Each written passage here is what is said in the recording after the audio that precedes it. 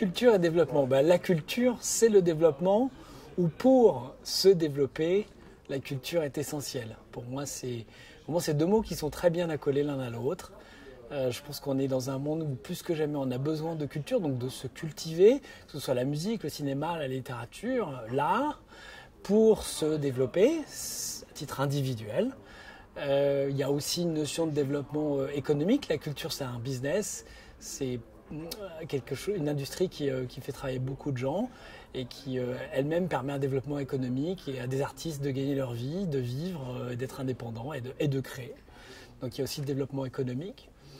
Et puis enfin, culture et développement, la question c'est quelle est la place de la culture dans la politique de notre gouvernement? Quel rôle la culture joue-t-elle en France aujourd'hui? Je pense qu'elle pourrait devenir un élément de développement de la France si on l'utilisait un peu comme les Coréens le font. Ils ont mis en avant la musique comme une priorité stratégique. C'est comme ça qu'on écoute de la musique coréenne en Europe alors que ça paraît complètement fou. Eh bien, nous, on a une dimension culturelle et créative énorme. La question, c'est comment est-ce qu'on peut utiliser notre culture pour déployer le soft power de la France. Voilà, ça, ce sera un développement intéressant. Voilà comment je vois culture et développement. Les enjeux commerciaux de Deezer, que j'ai dirigés pendant 7 ans, c'est d'abord de vendre des abonnements et de conquérir un public de plus en plus large, de convaincre nos clients que d'écouter de la musique gratuitement sur Internet, voire de la pirater, n'est pas forcément la bonne solution, d'autant que les artistes ne peuvent pas en vivre.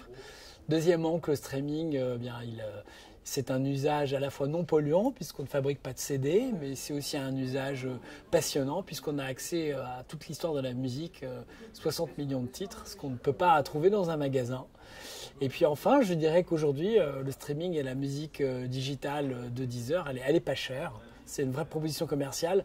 10 € par mois, c'est un paquet de cigarettes. Donc voilà, est-ce qu'on a envie de fumer un paquet de clopes ou est-ce qu'on a envie d'écouter 60 millions de titres tous les jours pendant 30 jours? C'est une bonne question à se poser. Le défi de Deezer dans les prochains mois, c'est son introduction en bourse le 5 juillet. Rencontre avec le grand public, mais cette fois-ci sur le plan financier.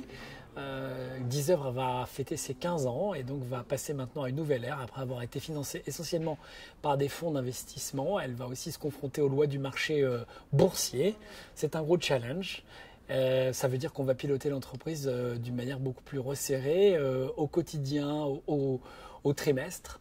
Donc plus de moyens, mais peut-être moins d'agilité. On va voir ce que ça donne. En tout cas, c'est un gros challenge.